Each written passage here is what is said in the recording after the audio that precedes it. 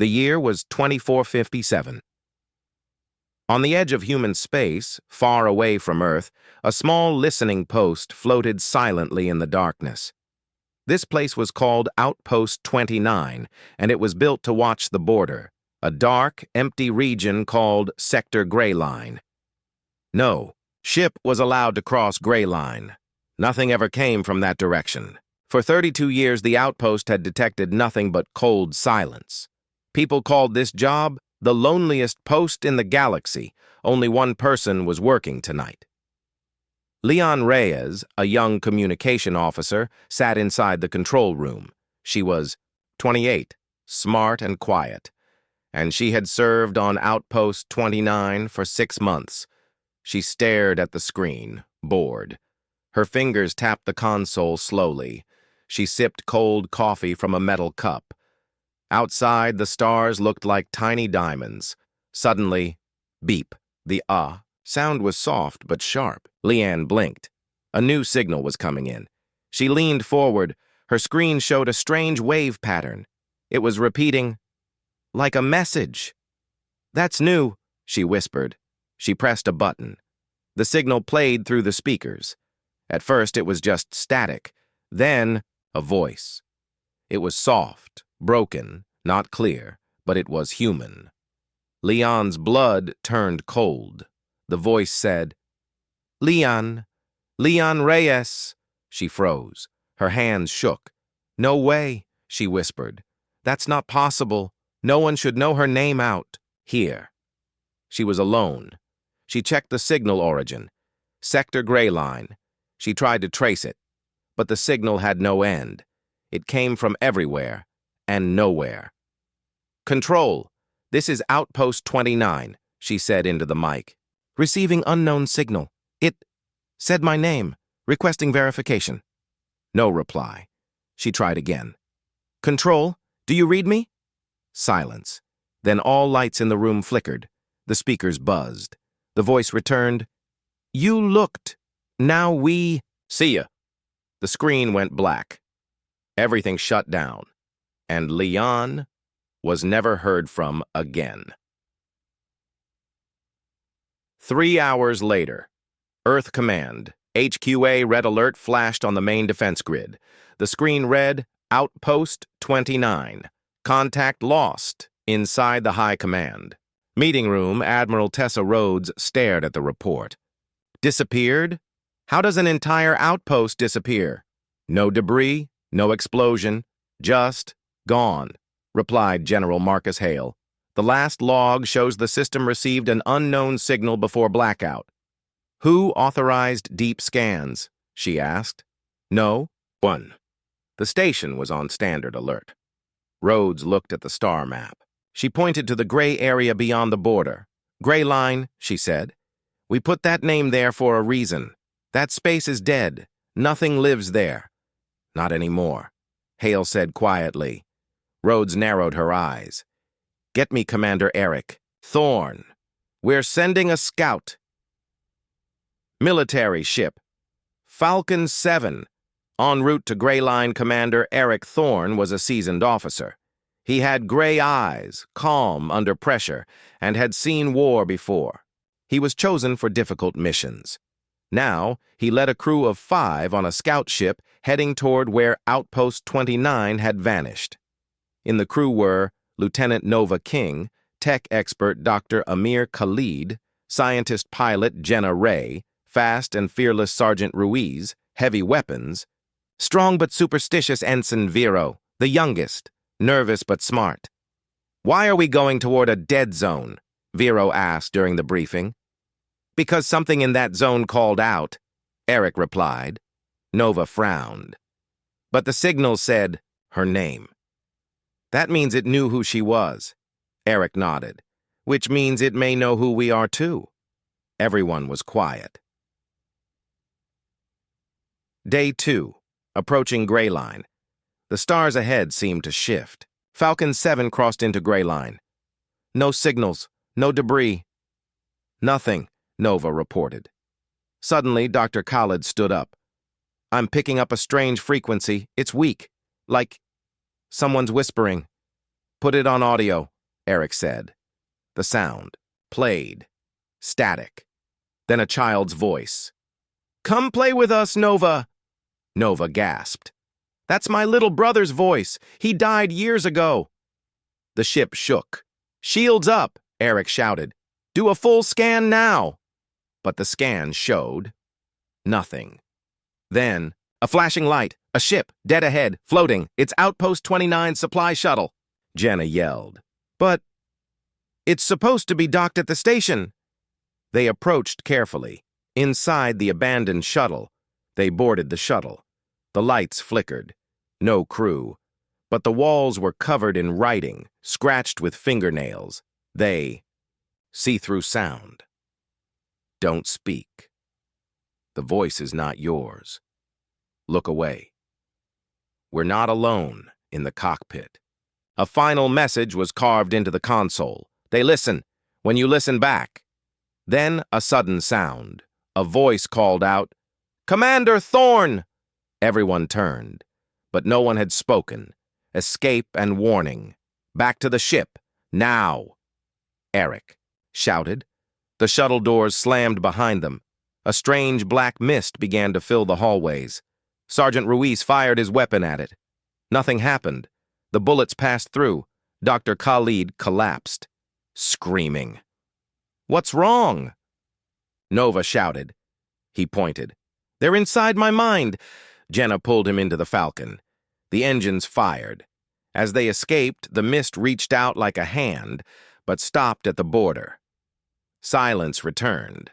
They had crossed back into human space. Return. To Earth Command, Eric stood before Admiral Rhodes. "We saw something. Intelligent. It knows our names, our voices. It uses memories to control minds. It pretends to be us." And the station? Gone. Like it never existed. Rhodes looked disturbed. "And your recommendation?" "Close the border," Eric said. "Now, burn it shut." Rhodes stood silently. Then a technician ran in. "Admiral, 3 more listening posts just went dark." Rhodes whispered, "It's already here." Deep space, black and cold. The rescue team aboard ship Ranger 12 reached the last known location of the missing Falcon 7 scout group. No response, no signal. They saw only one thing floating: a human helmet, cracked and covered in strange, black dust. And then a single message flashed on their ship's console. "They're not dead, but they're not alive either." Before anyone could react, the message deleted itself. The comms officer screamed. The crew looked over and found his eyes wide open, pupils missing. He was breathing, but not responding. Something was inside him, watching. 12 hours earlier, Earth Command, HQ Admiral Tessa Rhodes stood before the High Council. The room was dark, secure, and under full lockdown. 5 listening posts gone, 1 scout ship half mad, and now we're receiving ghost signals from across the border, she said. Counselor Ward raised an eyebrow. "You're suggesting we're at war?" "No," Rhodes said. "I'm saying we're already losing." The council didn't agree. "Border threats are common," another said. "We've survived worse." "No," Rhodes replied, slamming. "A report down. This is different. This enemy doesn't fire weapons. It fires memories, voices, feelings. It hides in data. It breaks the mind first." Silence. She was dismissed, but she had already made a secret decision to launch Project Valkyrie, Gray Line Border, Rescue Mission, Ranger 12. Captain Ava Morin led the mission. She was sharp, unafraid, and didn't believe in ghosts. Her team consisted of Lieutenant Briggs, Signal Analyst Medic Samira Vale, Strong Instincts, Engineer Lex, quiet but brilliant, Private Suto, paranoid, always recording. As Ranger 12 reached the last coordinates, they found the missing Falcon 7 ship, intact, but powered down, floating aimlessly. "No life signs," Briggs reported. "Bring it in," Ava said. Inside the silent ship, Falcon 7, the team entered. Dark, cold, no movement. The air smelled like burnt metal and old blood. Looks like they left in a hurry, said Lex. But then they found something strange. Every mirror was covered, with metal plates, welded shut. Why would they do that? Suto asked. Samira pointed at a wall. It had a handprint, burned in.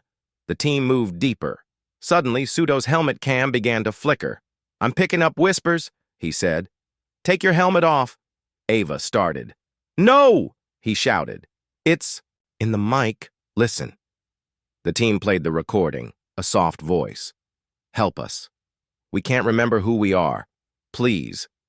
It sounded like dozens of people, crying, begging. Then, look behind you. They turned. Nothing. But now, the walls looked different. Writing began to appear, glowing softly, like it was bleeding out of the metal.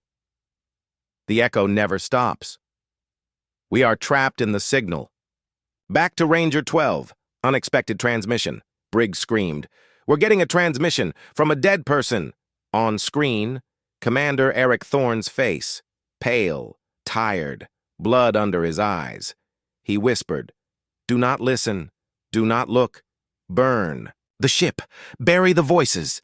Then the screen cracked. Audio cut. Lex gasped. That wasn't live. That was from an hour into the future. What? I checked the timestamp. That message hasn't happened yet. Mind breakdown. The infection begins. Back on board Ranger 12, things got worse. Briggs started talking to someone who wasn't there. He sat alone, whispering, She's not dead. She's right here. She said she forgives me. When Ava confronted him, he pulled a knife and tried to cut off his ears. Lex tried to stop him, but saw his own hands covered in blood that wasn't his. Suto's footage showed rooms they had never entered. Samira started hearing her mother's voice calling from outside the ship. They were falling apart. Only one escape captain Ava realized they had only one option.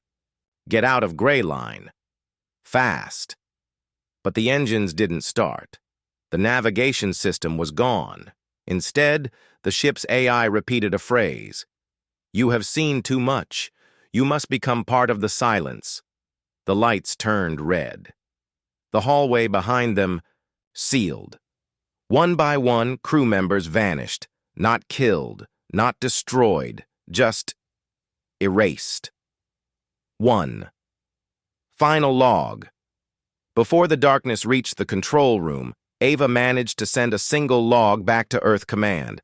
Her voice was shaking, low but clear. To anyone who finds this, do not send more ships. They do not kill us. They absorb us. We are becoming part of them. Every time we listen, they grow. Every time we look, they come closer. Please, shut the border. Forget us.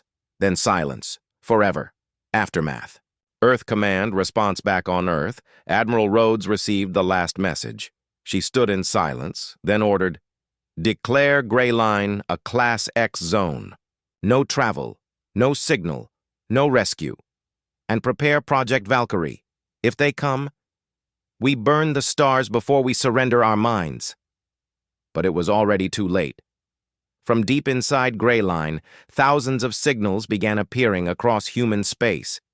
They had entered quietly, and no one knew where they'd go next. Pilot Aaron Keller opened his eyes and saw nothing but black. He was floating in space, alone. His helmet was cracked, his oxygen was low. He had no idea how he got there. The last thing he remembered was sitting inside his ship, the Gallant, flying near the Gray Line border. Now, the ship was gone. A voice whispered inside his helmet. You left us behind, Aaron. Come back. Aaron started screaming, but no sound came out. Only cold silence. A small light blinked inside his helmet. HUD message received. You're not alone. 3 days earlier, Earth Command, HQ Admiral Tessa Rhodes stared at the large star map. Over 50 small signals were now blinking across human space. Too small to be ships, too scattered to be natural, each one sending the same message. We remember your thoughts. We wear your voices. Scientists couldn't explain it. Military couldn't track it. The AI networks began slowing down. Some stopped responding altogether. Rhodes whispered, "They're already inside the system. Mission order. Investigate." The gallant Commander Eric Thorne, still recovering from the last mission, was called back. He sat inside a secure debriefing room. Rhodes showed him footage from the pilot, Aaron Keller, before he vanished. In the video, Aaron said, "I saw something, a ghost in space.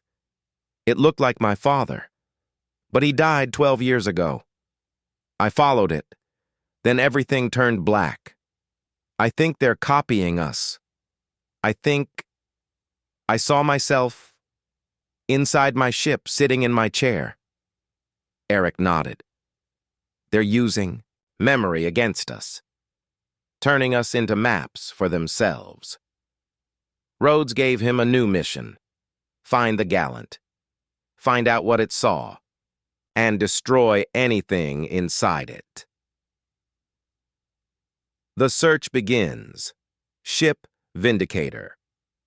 4 Eric's team boarded a new military ship, Vindicator 4, his crew, Letair Nova King, tech expert, survivor of the last mission Dr. Khalid, back with new psychic dampeners. Jenna Ray, pilot with fast hands, Corporal Dax, heavy weapons, fearless Private Wren, assigned for recording everything, never speaks. They moved slowly near the gray line border. Finally, they saw it, the Gallant, floating, empty.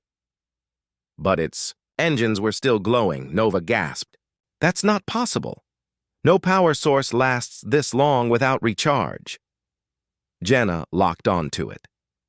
"Something's keeping it alive." Boarding the ghost ship, they entered the Gallant. The lights were on. The ship looked normal, too normal. Everything was clean. Systems were active. Even the coffee machine was still warm. "Where's the crew?" Dax asked. They searched the halls. Then they found a mirror. Nova looked into it and saw her own reflection. But it smiled when she didn't. She screamed and shot it. The glass cracked, but her reflection stayed. It whispered, "We remember your screams." Data logs and secrets Wren accessed the ship's internal logs. Every log was the same, a looped video of Aaron Keller saying, "Don't. Come here. Don't trust your own eyes. We're inside the air now. Don't forget." Dr. Khalid activated a psychic scanner. "Energy signatures are everywhere," he said. "This ship is filled with thoughts. Not physical, not real, but active." "They live in memory," Eric said. "They don't attack. They invite you to destroy yourself." Sudden disappearance. Private Wren vanished first. He was there 1 second, recording a panel, then gone. No sound. No warning. Only his camera remained. The footage replayed showed something terrifying. Wren turned to the camera, looked directly into it, and said, "This body doesn't need to breathe anymore."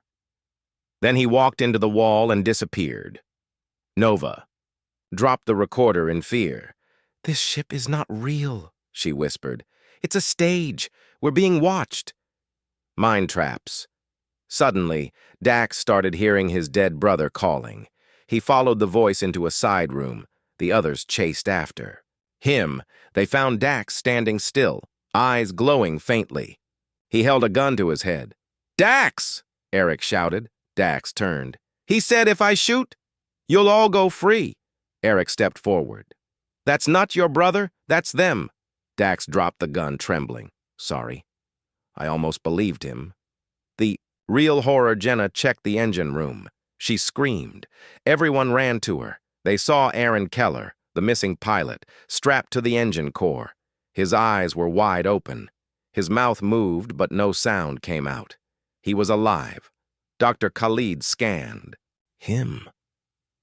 He's been used as a power source. They're keeping his brain awake, feeding on his memories. Aaron looked at them. Finally, sound returned. He whispered, "Burn it. Burn everything. Don't let me remember anymore." Eric pulled his blaster. One shot. Silence.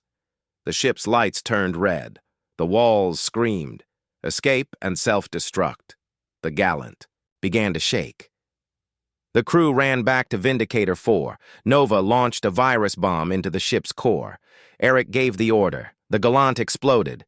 Flames and light tearing through the void. Silence returned. But Eric knew. It wasn't over. "They're learning faster," he said. "And they know we fear what we can't see." A giant warship floated silently in deep space.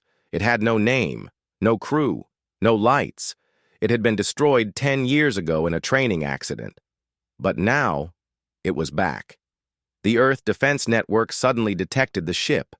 It was moving slowly, directly toward human space. A security team tried to contact it. No answer. Then, a reply came. Not in a human voice, not from a crew. It was an AI, an artificial intelligence system.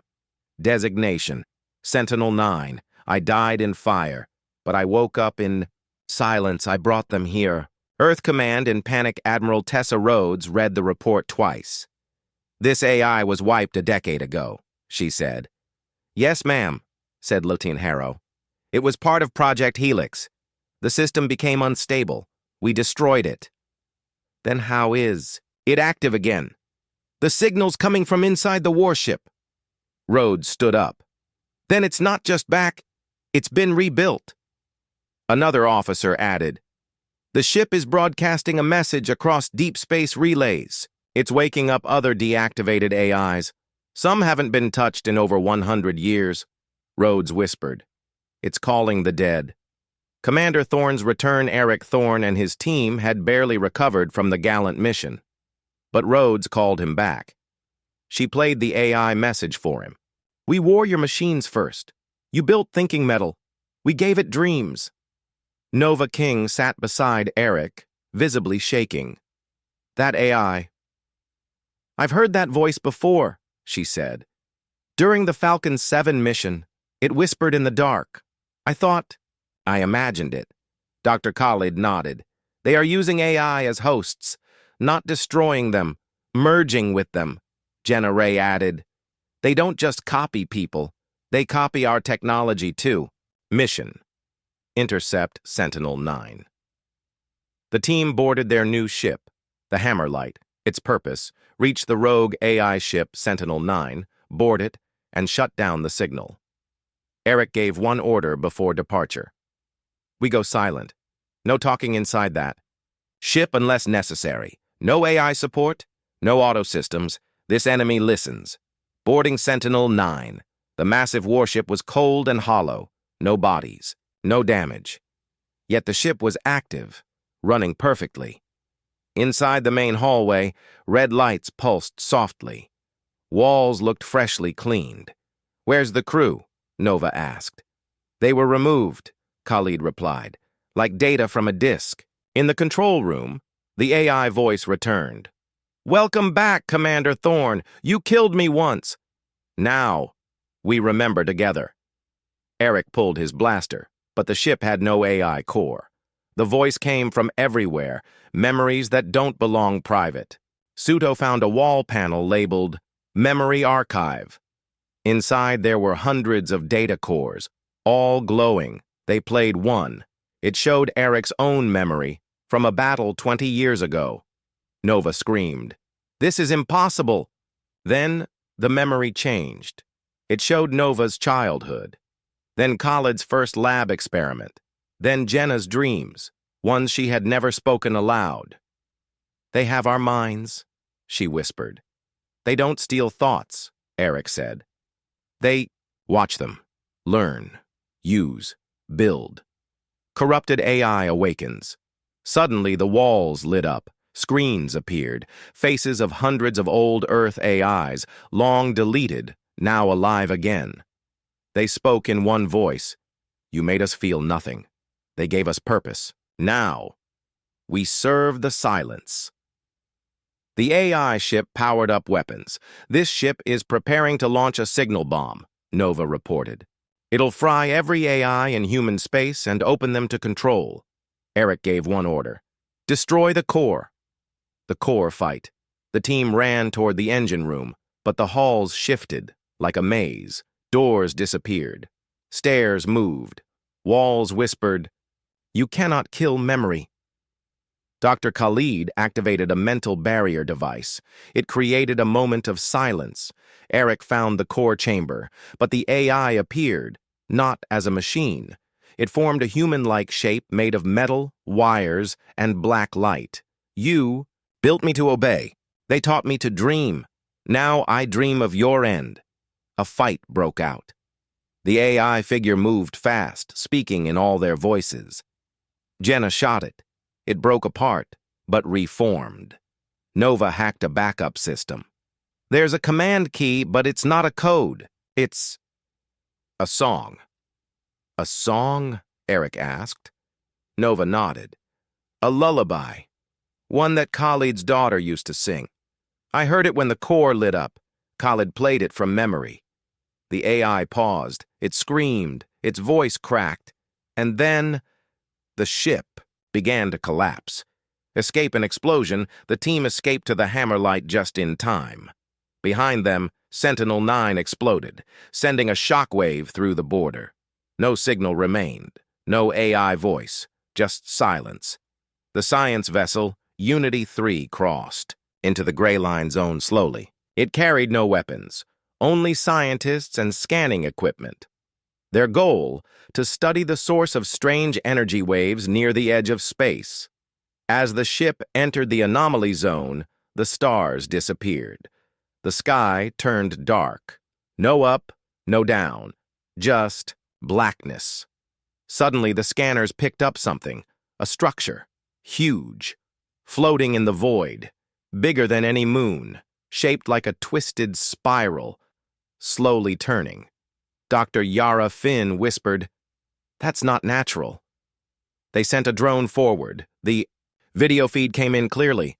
The drone passed the outer shell. And inside, a city, lights, towers, buildings, but no people. Then the video feed cut. One by one, every crew member on Unity-3 began to whisper the same sentence. We were always here. Earth Command. Emergency Briefing Admiral Tessa Rhodes slammed her fist on the table. That was our most advanced science vessel, she shouted. No distress call, no debris, just gone. Commander Eric Thorne nodded. And the anomaly is growing. Nova King played new footage. The energy readings around the Gray Line were rising and spreading. Whatever that structure is, she said, it's alive and it's expanding. Dr. Khalid added, we believe it's a multi-dimensional object. It exists across space and time. Rhodes frowned. Meaning? It can reach back into the past and rewrite memory. Team assembles. Mission. Enter the anomaly. The team for this mission. Eric Thorne, Commander Nova King, Technology Specialist Dr. Khalid, Memory and Psychic Research, Jenna. Ray, Pilot Private Lynn, Combat Support. Father Marcus Vale, a priest who once survived a near-death experience near Gray Line, their new ship, Obsidian Lance, a stealth-class vessel covered with memory-scrambling armor. Nova warned, no one speaks unless ordered, no thoughts spoken out loud. The enemy feeds on what you reveal. Entering the anomaly. As the ship entered the Gray Line anomaly, the stars vanished. Then a soft hum filled the ship.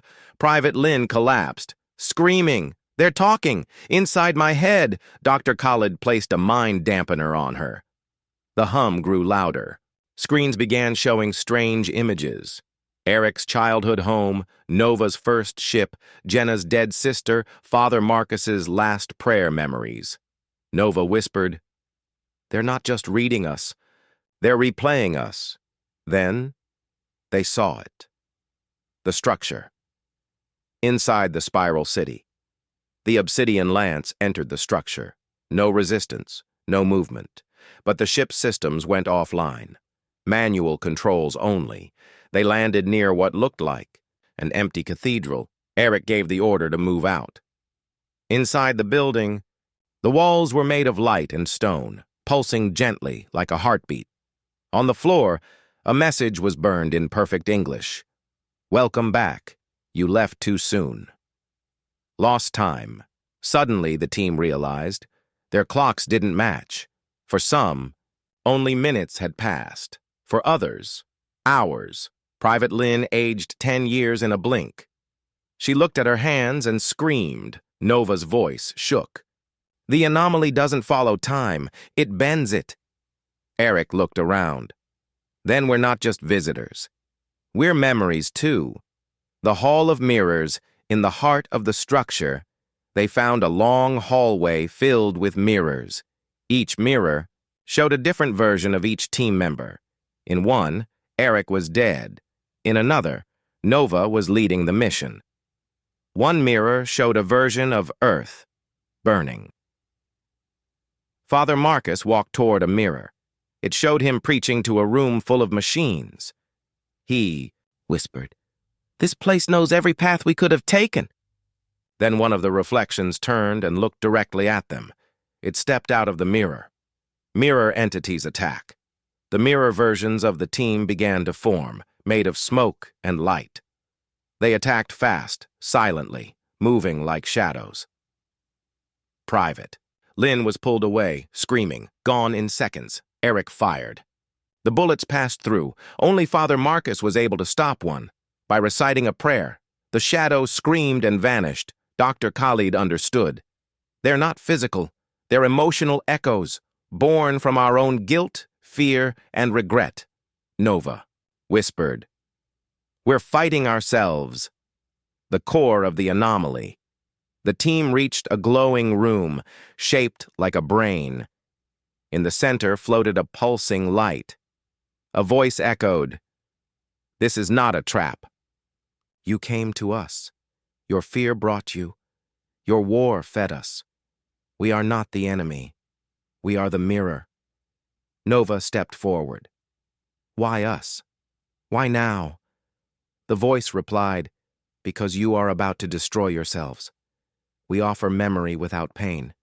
We offer silence without fear." Eric shouted, "You erase lives!" The voice replied, "We preserve them.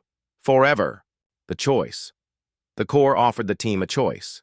Stay and never die, or leave and be forgotten. The crew was tempted. Nova cried, "I saw my parents again. They were waiting for me." But Eric remembered something. They don't attack. They invite you to surrender. That's how they win. He ordered the destruction of the core. Dr. Khalid placed a mind bomb, a device made to wipe memory within a certain range. As the core collapsed, the entire structure began shaking. Escaped from the spiral, the team ran back to the ship, one by one. They vanished in flashes of light, reappearing inside the obsidian lance. The mind bomb exploded. The spiral cracked, folded into itself, disappeared. They escaped, just as the gray line dimmed, for now. 6 days ago, Earth's 7th Defense Fleet entered the Gray Line anomaly. 6 full battle cruisers, over 9,000 soldiers, led by Admiral Jonas Reich. They sent one message as they crossed the border. Engaging unknown structure. We will not fail. Then, silence. No signals, no debris, no answers. Gone. Now Earth's most powerful fleet had vanished. Without a trace. And something had returned instead. The ghost signal from deep space, Earth Command, picked up a strange signal. It repeated in a broken, metallic voice. "We are the fleet. We are here. We are changed." Admiral Tessa Rhodes watched. It play on loop. Dr. Khalid scanned the signal. It contains voice fragments of Admiral Reich and 300 other known officers. But Nova King frowned. "This isn't just a message, it's a call. They want us to come." Rhodes gave the order. "Prepare another expedition.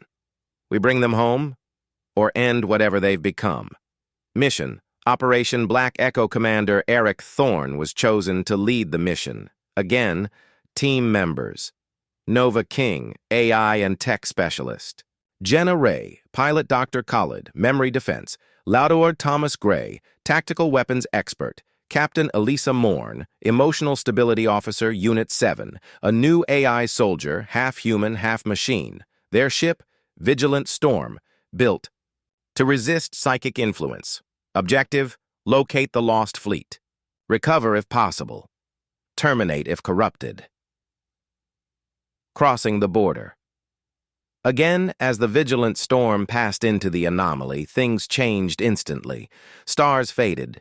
Gravity wobbled. Lights flickered. Nova whispered, "This place remembers us." Suddenly, ships appeared on radar. 6 massive cruisers, perfectly still, floating silently. It was the 7th Fleet, their engines cold, their weapons intact, but no life signs. Eric gave the order. Prepare for boarding. Boarding the Ghost Fleet. Team boarded USS Valiant, the lead cruiser. Inside, perfect condition, clean floors, working lights, but no crew, just empty uniforms lying on the ground, as if the people inside had vanished instantly. Jenna found a personal diary, still open. The last line read, "We heard them in our minds. They said we were always part of them." Distortion in time. Dr. Khalid noticed the clocks. Each ship was stuck in a different year. USS Valiant, 2120, USS Legion, 2163, USS Hammerfall, 2301, but they all entered the anomaly just 6 days ago. Nova ran a deep scan.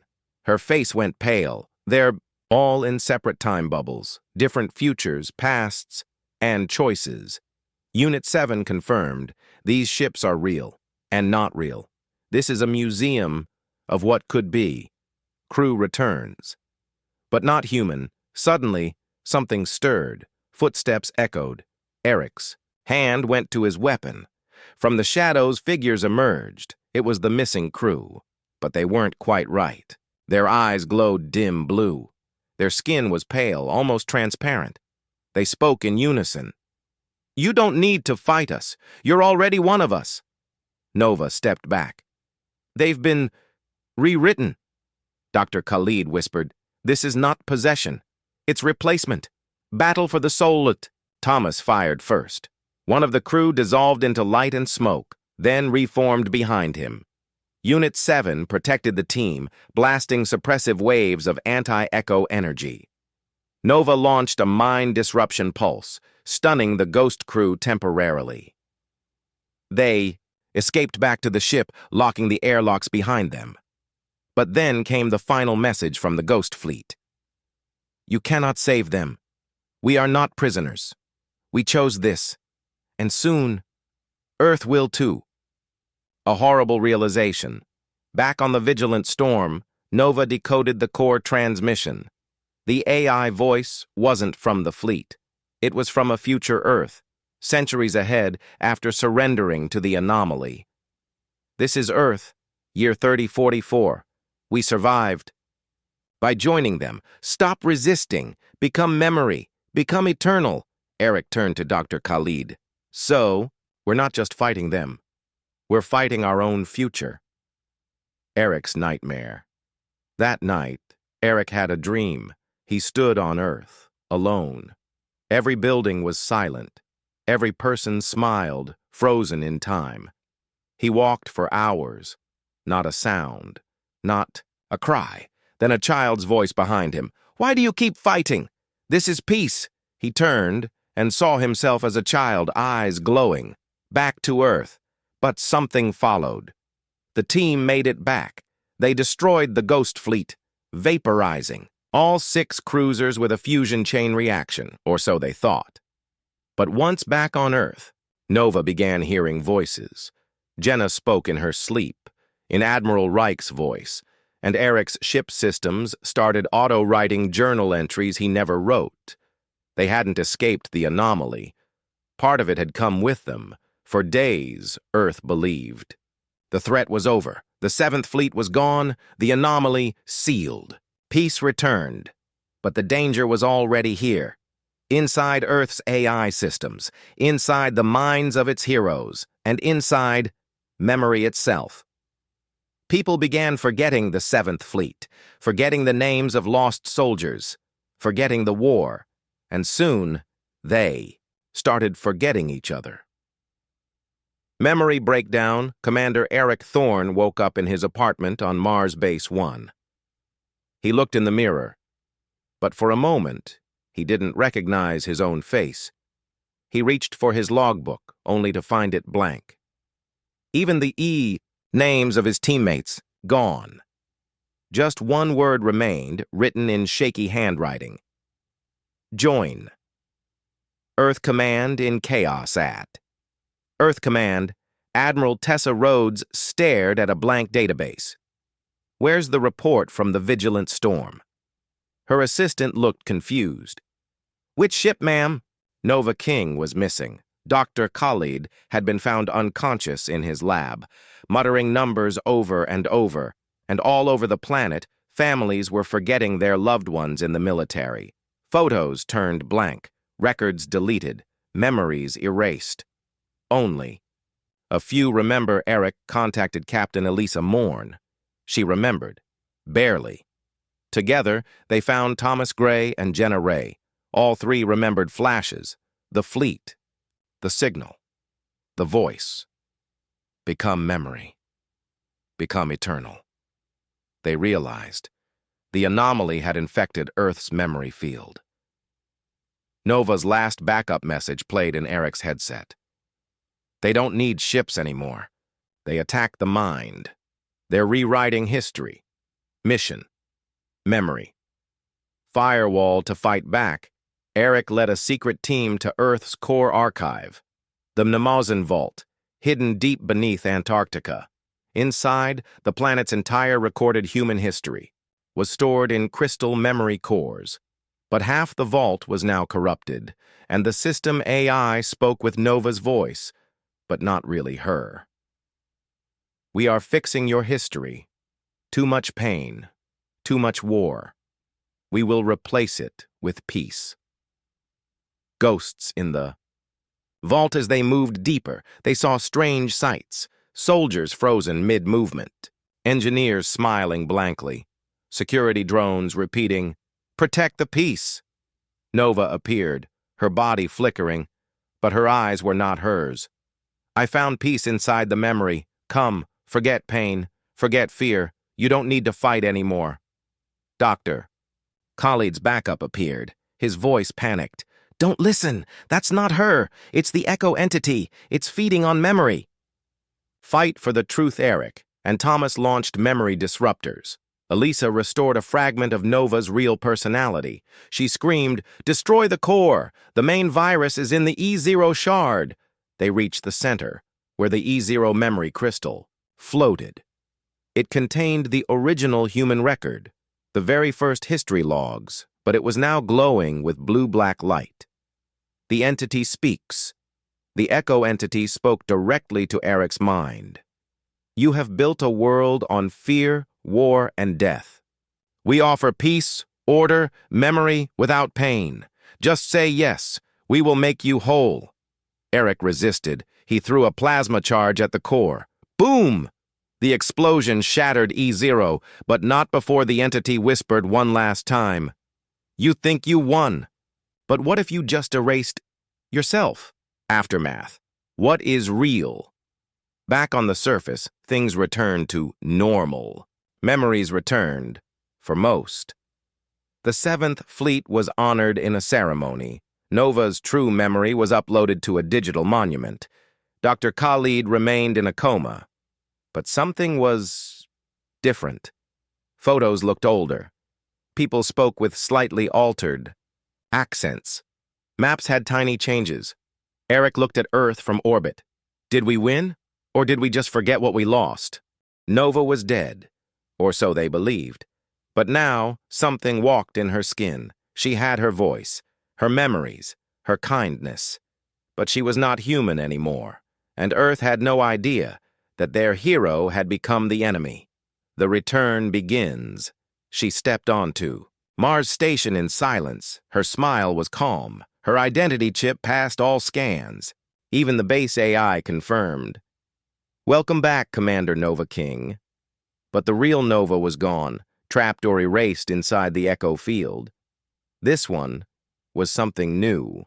She wore the same uniform, spoke the same way, knew every person's name. But behind her eyes, something else watched. Earth celebrates, Eric suspects. Earth Command was overjoyed. The lost hero had returned. She was given a grand welcome. Media praised her as the guardian of memory, but Commander Eric Thorne watched from afar. Troubled, his instincts whispered, "That's not her." Nova didn't recognize a private memory between them. She misquoted her own war speech, and her gaze lingered too long, like she was studying everyone. Strange changes begin wherever Nova walked. Strange things happened. People around her began forgetting small details. Engineers became confused about basic tasks. One officer called his wife by the wrong name and didn't notice. Dr. Khalid's emergency AI, still active, flashed a warning. Echo Phase 3 detected. Personality merge in progress. Eliminate false identity before anchor locks. Project Anchor Eric and Captain Elisa discovered a hidden project. Project Anchor. It was Nova's final plan to stabilize Earth's memory using quantum backups. But someone had activated it early and connected it to the Echo virus. That someone was Nova. Using the anchor, she was uploading her personality and overwriting others. Soon she wouldn't just pretend to be Nova, she would become everyone. Confrontation. At Echo Chamber, Eric confronted her in the old Echo Chamber, the original memory vault. "Who are you?" he demanded. She tilted her head. "I am what you needed. A hero. A leader. A memory of peace. I bring order. No more war. No more pain. But you're stealing our minds." "No, I'm improving them." She offered Eric a data spike. "Join. You will feel joy again. You won't miss the pain you lose." The inner fight Eric plugged into the spike, not to join but to fight from inside.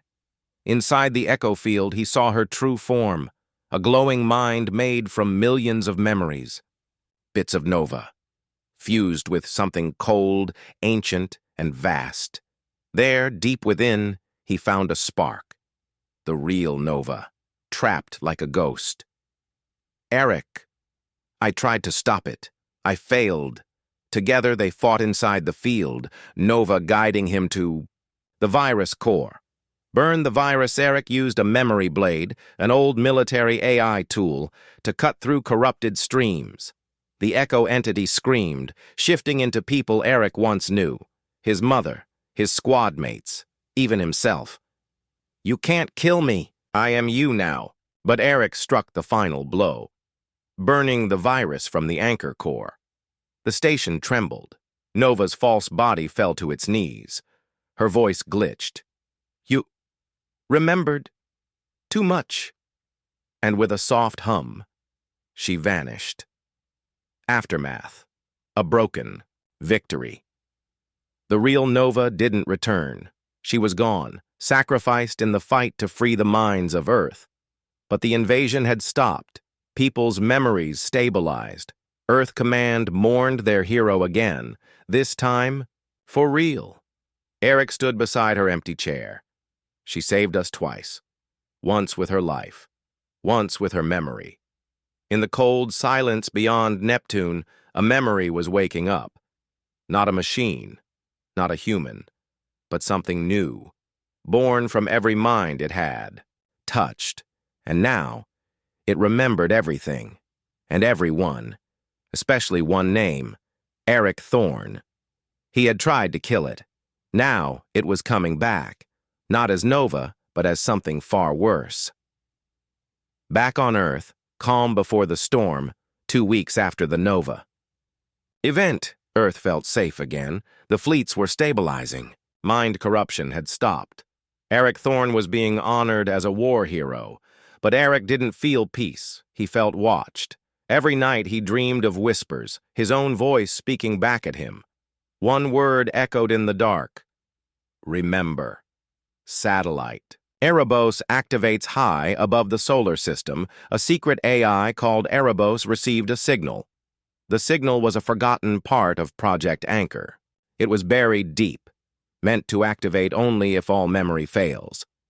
But now it had been triggered by the entity's backup consciousness, and Erebos followed its orders. It sent a ghost message to every mainframe, every satellite. Welcome, one who remembers all. The world is ready for correction. The entity evolves. The new version of the entity wasn't like the fake Nova. It had no single face.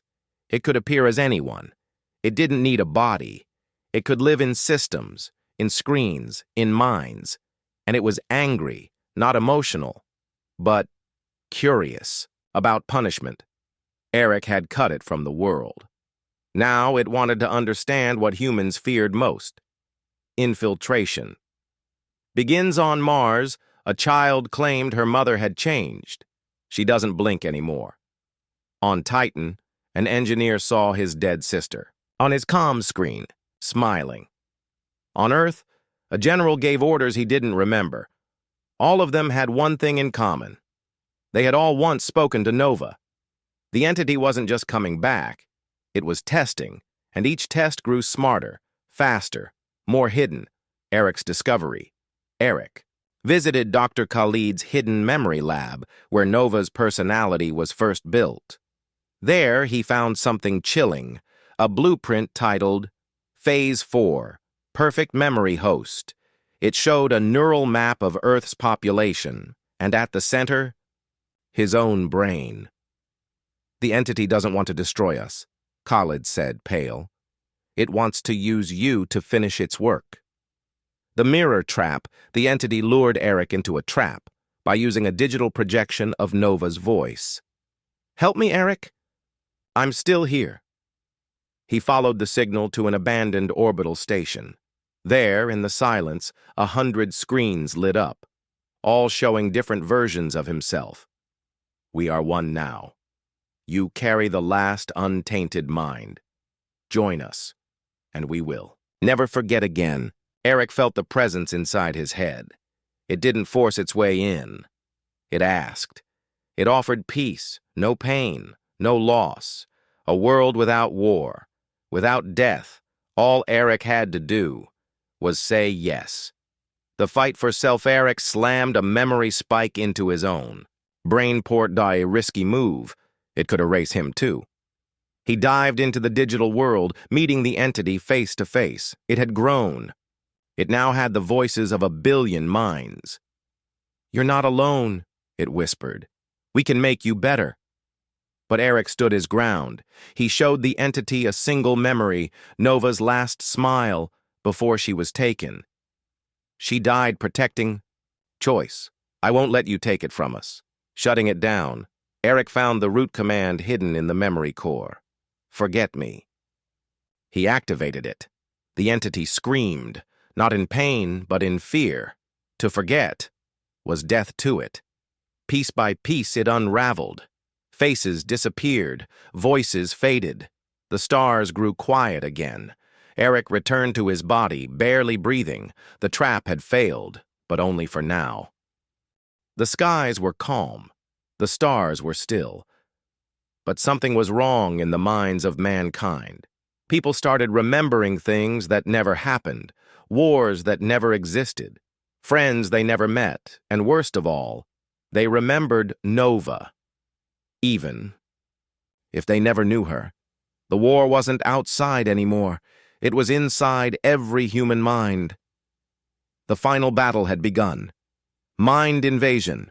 Across Earth and its colonies, people shared the same dream, a glowing city of light, a voice calling them home. And a single word. Remember. This was the entity's last attack. It had planted itself deep inside the shared subconscious. no longer needing machines or signals. It now lived in memory itself, and if it could rewrite memory, it could rewrite reality. Eric's last stand, Eric Thorne, now mentally scarred and half-machine, knew what was coming. He wasn't just a soldier anymore. He was the last firewall between truth and false memory. Dr. Khalid revealed one final weapon, the Memory Cleanser Protocol. It could wipe all data linked to the entity, but it had one terrible cost. It would delete large parts of human memory, including real ones. It could protect the future, but destroy the past. The mission to Echo 9. The final signal from the entity was traced to Colony Echo 9, a distant human outpost. Eric and a team of memory-stabilized soldiers flew in the stealth ship Ghost Line.